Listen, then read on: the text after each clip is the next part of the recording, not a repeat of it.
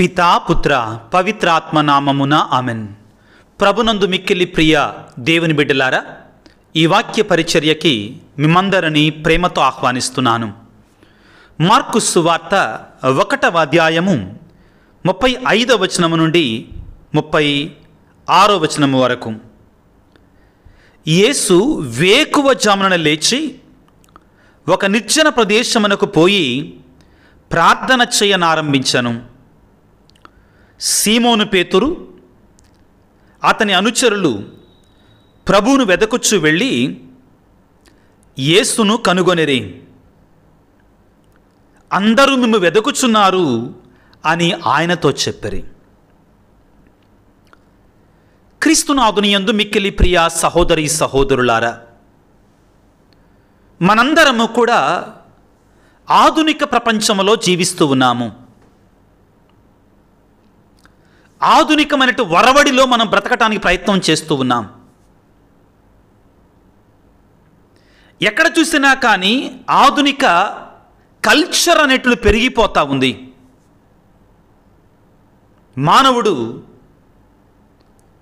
వారమంతా కష్టపడి శాంతి కోసం, సమాధానం కోసం ఎక్కడికో దూరానికి వెళ్ళి కొద్దిగా రిలాక్స్ అవ్వాలి అనేటు పదాలు ఎక్కువగా వింటున్నాం. ఇంకా కొంతమంది అయితే దూర ప్రాంతాలకి ఖరీదైనటువంటి షికార్లు, మరికొంతమంది శనివారం ఆదివారం రాగానే పార్టీలకి, పబ్బులకి, బార్లకి వెళుతూ ఉంటారు. ఎందుకు అంటే వారమంతా కష్టపడ్డాం కదా, రిలాక్స్ కావడానికి అనే పదాలు ఎక్కువగా వింటాం. ఈరోజున ఆత్మ పరిశీలన చేసుకో బిడ్డ. ఒక క్రైస్తవునిగా, క్రీస్తుని విశ్వసించే బిడ్డగా, కుమారునిగా నీవు విశ్రాంతిని ఎక్కడ వెతుకుతున్నావు? నీవు శాంతి కొరక ఎక్కడ వెతుకుతున్నావు? చాలా ముఖ్యమైనటువంటిదండి.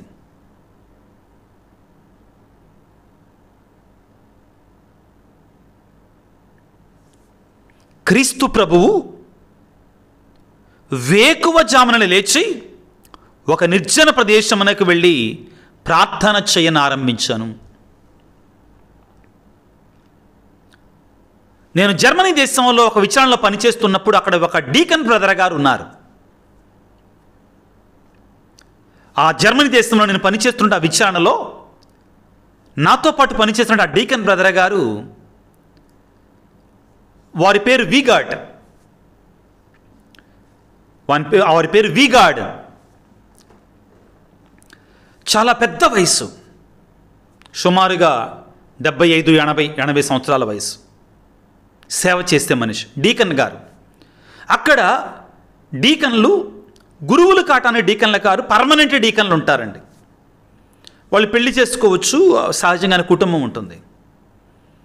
ఈ జర్మనీ దేశంలో ప్రియులారా, జూలై, ఆగస్ట్, సెప్టెంబర్ ఈ 3 నెలలు ఉద్యోగాలు చేసుకునే వాళ్ళందరూ కూడా ఉర్లాబ్ అంటారండి. అంటే టూర్లకు వెళ్ళిపోతారు. కొండల్లోకి, కోనల్లోకి, సముద్రం ఒడ్డుకి అక్కడికి వెళ్ళి రిలాక్స్ అయిపోతారు. ఇంకా ఎంజాయ్ చేస్తారన్నమాట. ఒక 15 రోజుల పాటు, 20 రోజుల పాటు, కొన్నిసార్లు కుటుంబం వెళ్ళిపోద్ది. దేనికి వెళుతున్నారు అంటే రిలాక్స్ కావటానికి అంటారు. దేనికి వెళుతున్నారంటే సంవత్సరం మొత్తం కష్టపడ్డాం కదా, కాబట్టి శాంతి కోసం, సమాధానం కోసం వెళుతున్నాం అంటారు. కానీ ఈ డీకన్ బ్రదర్ గారు చెప్పింది ఏంటంటే, ఒక రోజున నాతోటి, ఫాదర్, మా ప్రజలు ఈ జూలై, ఆగస్ట్, సెప్టెంబర్ సెలవుల సమయంలో ఈ షికార్లకు వెళ్ళిపోయి అక్కడ ఎంజాయ్ చేసి తిరిగి వస్తారు. కానీ అక్కడికి శాంతిని పొందటానికి, సమాధానాన్ని పొందటానికి, రిలాక్స్ కావటానికి అని చెబుతారు. కానీ తిరిగి వచ్చేటప్పుడు ఇంకా ఎక్కువగా ఒత్తిడితో, ఇంకా ఎక్కువగా అలసటతో, ఇంకా ఎక్కువగా అశాంతితో తిరిగి వస్తారండి. ఎందుకంటే ఆ యొక్క టూర్లు చాలా ఖర్చుతో కూడుకున్నటువంటివి. అదేవిధంగా అక్కడికి వెళ్ళి దేవుడు ఉండడు, ప్రార్థన ఉండదు, కాబట్టి నిజమైన శాంతి ఉండదు. ఇంకా కొంతమంది ఆ జర్మన్ కల్చర్లో డబ్బులు లేకపోయినా కానీ అప్పు చేసి ఈ టూర్లకు వెళతారండి. ఎందుకంటే అందరూ వెళుతున్నారు, నేను వెళ్ళకపోతే నామూషిగా ఉంటుంది అని. ఈ వీగాడు డీకన్ బ్రదర్ గారు నాతో ఏం చెప్పారంటే, ఫాదర్, నేను అసలు ఎప్పుడు ఎవరికి భయపడలేదండి, నేను నామూషిగా ఫీల్ కాల. అవసరమైతే నా ఇంటి బయట తాళం వేసేసేసి నేను నా ఇంట్లోనే ఉండేవాడిని. ఒక వారానికి సరిపడా కూరగాయలు అన్నీ కూడా రెడీగా పెట్టుకునేవాడిని. గదిలోనే నా ఇంట్లోనే ఉండేవాళ్ళం. మా కుటుంబంలో పిల్లలందరూ కూడా కలిసిమెలిసి లోపలే ఉండేవాళ్ళం, మా గార్డెన్లో ఉండేవాళ్ళం. నేను ఆ సమయంలో ఎక్కువగా బైబిల్ చదువుకునేవాడిని, ఎక్కువగా ప్రార్థన చేసుకునేవాడిని, ఎక్కువగా దైవ చింతనలో ఉండేవాడిని.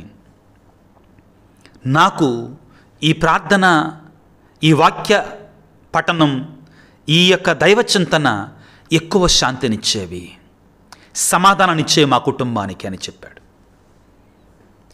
క్రీస్తునాథుని యందు మిక్కిలి ప్రియ సహోదరి సహోదరులారా,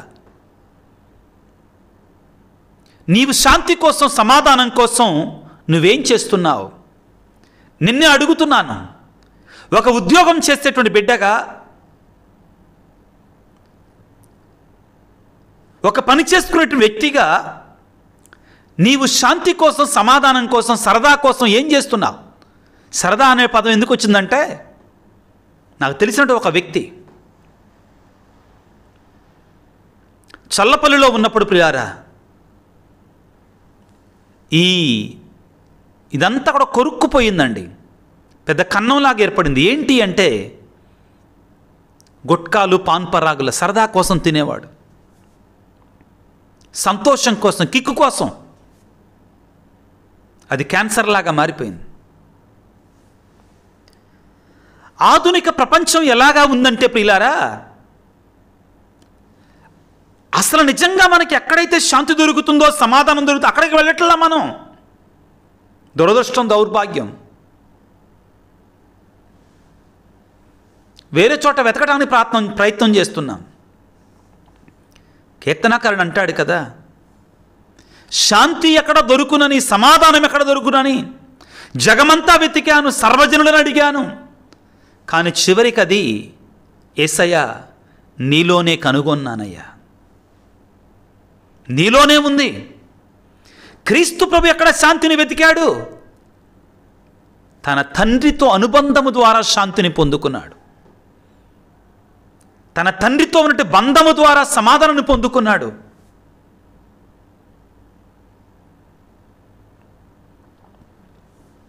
కాబట్టి ప్రియులారా, యోహాను సువార్తలో 14వ అధ్యాయంలో 27వ వచనములో చాలా స్పష్టంగా యేసుప్రభు మనకు బోధిస్తున్నాడు. శాంతిని మీకు అనుగ్రహిస్తున్నాను, నా శాంతిని మీకు ఇచ్చుచున్నాను, లోకము వలె ఇచ్చుట లేదో, మీరు కలవరపడవలదు, భయపడవలదో.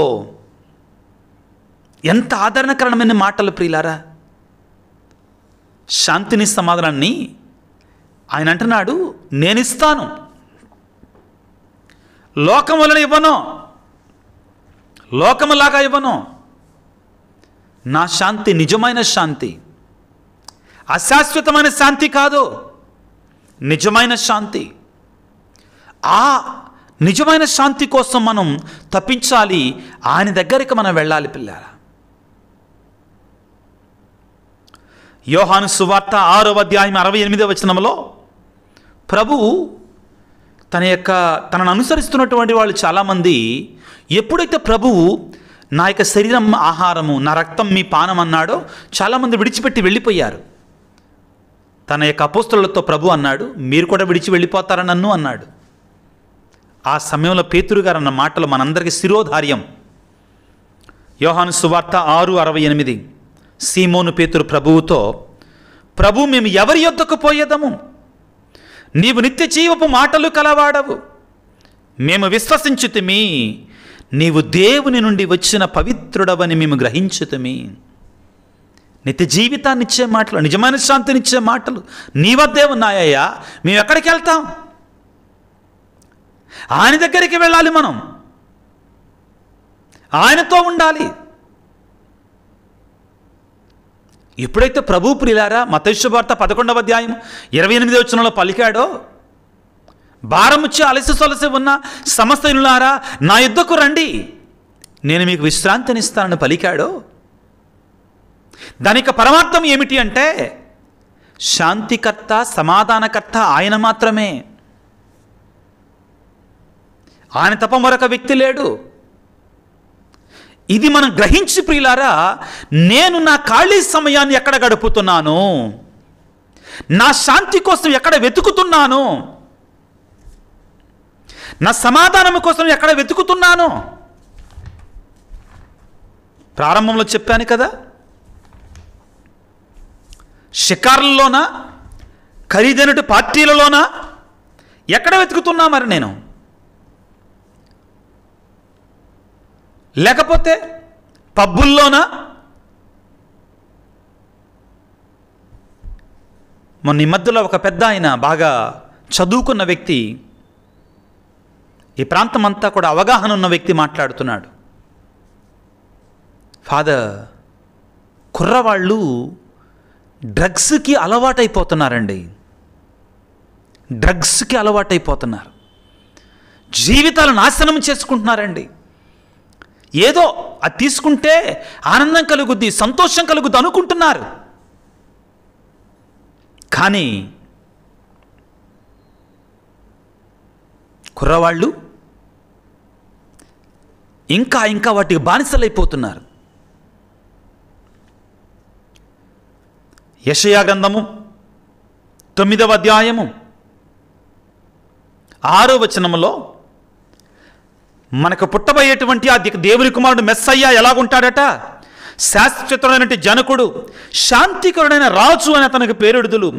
అతని రాజ్యమున విస్తరలను, అతని రాజ్యమున సదా శాంతి నెలకొనును అని పలుకుతున్నాడు.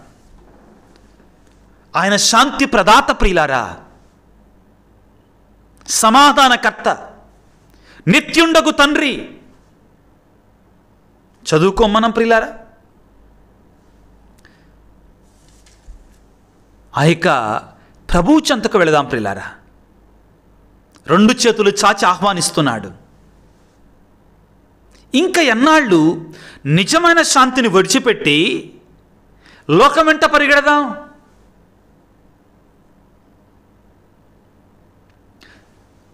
లోకపు వస్తువుల వెంట పరిగెడదాం? గుర్తుపెట్టుకుందాం ప్రియులకు దేవుని బిడ్డలారా, ఈ లోకములో ఉన్నది ఏదైనా కానీ మనం దాన్ని ఎక్కువగా తీసుకోవటం ప్రారంభిస్తే సంతోషం ఇస్తుందిగా, సమాధానం, మనం దానికి బానిసలం అయిపోతామండి.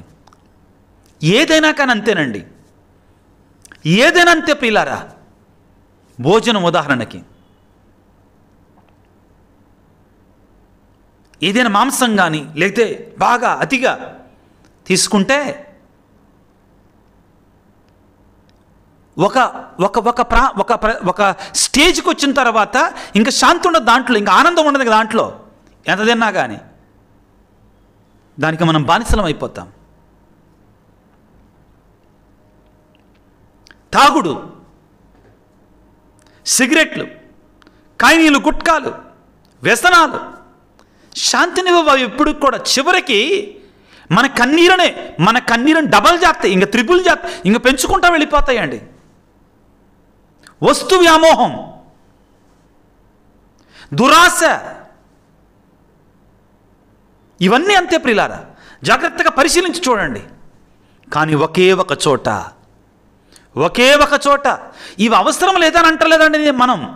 వస్తువులు, ధనం అవసరం, ప్రతి మనిషికి కావాలి.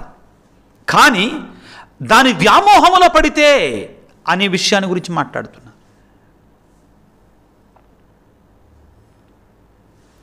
ఆయన దగ్గరికి వెళదాం ప్రియులారా.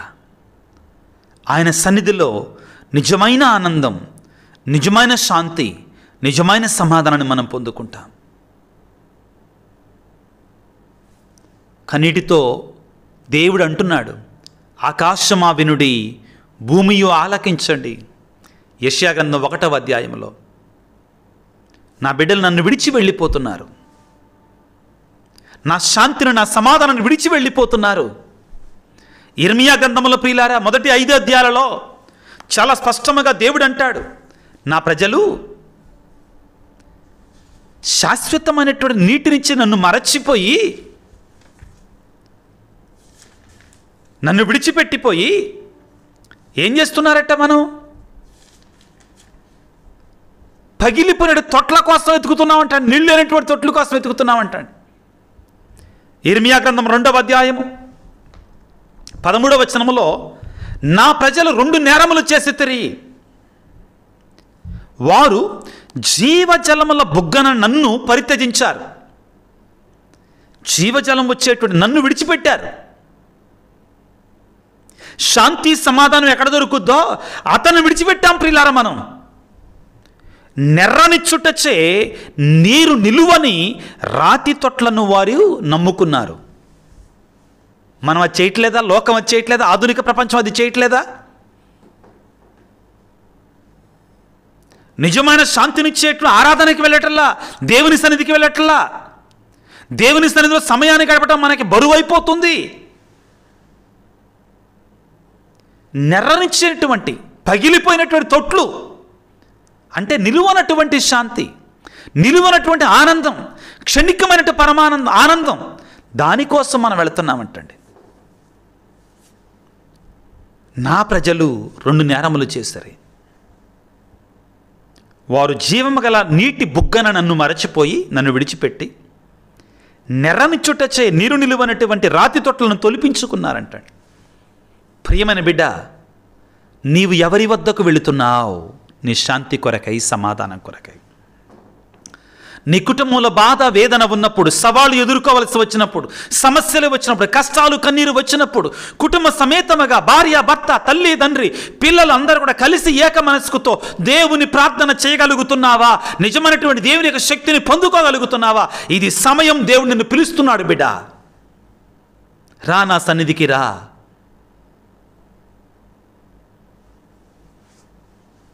చుట్టాలింటికి, బంధువులింటికి వెళ్ళటం తప్పు కాదండి, వెళ్ళాలి కూడా. సఖ్యతతో జీవించాలి, అందరితో సఖ్యతతో జీవించాలి.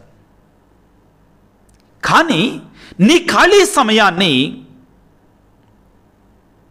నీవు పని అయిపోయిన తర్వాత, కష్టపడ్డ తర్వాత, నీకున్న సమయాన్ని నువ్వు దేనికి కేటాయిస్తున్నావు? దేని ద్వారా విశ్రాంతి పొందాలనుకుంటున్నావు?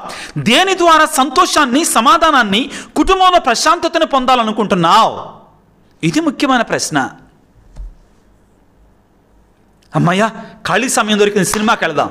అమ్మయ్య, ఖాళీ సమయం షికారుకి వెళదాం. అమ్మయ్య, ఖాళీ సమయం దొరికింది, పబ్బుకి వెళదాం. ప్రియమైన క్రైస్తవుడా, దేవునికి ఎంత సమయాన్ని కేటాయిస్తున్నావు? దేవునికి ఎంత సమయాన్ని కేటాయించి వాక్యాన్ని చదువుతున్నావు, బైబిల్ చదువుతున్నావు, అదేవిధంగా పలు పూజలో పాల్గొంటున్నావు, ముఖ్యంగా ఈ కుటుంబ ప్రార్థనలో గడుపుతున్నావు? ప్రియులకు తల్లిదండ్రులారా, ప్రతిరోజు కూడా మీ కుటుంబంలో 10 నిమిషాలైనా ప్రార్థన చేయడం అలవాటు చేయండి. భార్యాభర్త ఇద్దరు కలిసి చేయాల్సిందే. ఎస్, అది 5 నిమిషాలైనా కానీ భార్యాభర్త ఇద్దరు కలిసి చేయండి. చాలా ముఖ్యం ప్రియులకు దేవుని బిడ్డలారా, అవసరం. ఈ ఆధునిక ప్రపంచంలో, ఈ ఒడిదుడుకుల ప్రపంచంలో, ఈ ఉరుకుల పరుగుల ప్రపంచంలో భార్యాభర్త కలిసి ప్రార్థన చేయటం చాలా చాలా ముఖ్యమైనటువంటిది. అటువంటి కుటుంబాన్ని ఎవరేం చేయలేరు. నిజమైన శాంతి నెలకొంటుంది. సమస్యలు రావని నేను వాగ్దానం చేయట్లేదండి, ఈ కష్టాలు రావంటలా, కానీ ఆ కష్టాలలో నువ్వు ఎదుర్కోవటానికి దేవుడు నీకు శక్తినిస్తాడు, కుటుంబాన్ని శాంతిగా ఉంచుతాడు. తలలు వంచి ప్రార్థన చేసుకుందాం బిడ్డలారా. సర్వశక్తిమంతుడా, సర్వోన్నతుడా, ప్రేమమయుడా, నీకు స్తోత్రాలు, వందనాలు. ఈనాడు మీరు ఏ రీతిగానైతే నీ పరలోక తండ్రి సన్నిధిలో ఉండి నిజమైన శాంతిని, సమాధానాన్ని పొందుకున్నారో, సంతోషాన్ని పొందుకున్నారో, అదేవిధంగా మమ్మలను కూడా ప్రభువా నీ సన్నిధికి రమ్మంటున్నావు నాయన. ఈ ఆధునిక ప్రపంచంలో మాలో ఎంతోమంది నా తండ్రి నీవిచ్చేట నిజమైన శాంతిని, సమాధానాన్ని కోల్పోయి